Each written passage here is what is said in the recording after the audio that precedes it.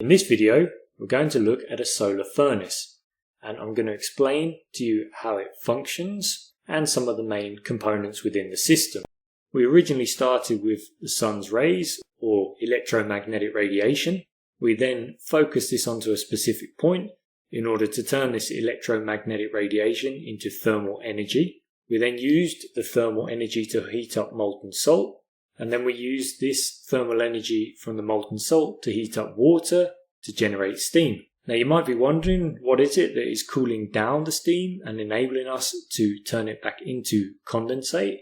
Well, it is actually normally a large cooling tower or a series of modular cooling towers. We've got an idealized example on the screen now.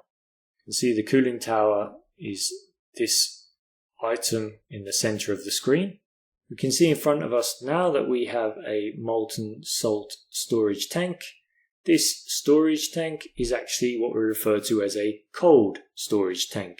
It's not cold in the sense of it being 5 or 10 degrees Celsius. It's typically going to be anywhere between 300 or 400 degrees Celsius. It's going to be pumped along here, and it's going to go into a pump. Now this pump is very basic. Obviously, the pump has to deal with very high temperatures, so it's going to look slightly different to the basic model we have here. But essentially, the hot molten salt is going to come out, it's going to pass through a pump or a series of pumps, and then it is going to go to a heat exchanger, or what we refer to as a steam generator. Parabolic mirrors are curved shaped mirrors, and they are going to be used to focus the light that is coming from the heliostats. Unlike the heliostats, the parabolic mirrors are completely stationary. So it is the job of the heliostats to reflect the sun's rays onto the parabolic mirrors at specific points. This plain flat surface is referred to as a heliostat, and it is essentially a plain mirror or a flat mirror.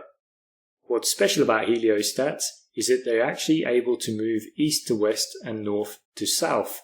This is what we refer to as dual axis movement.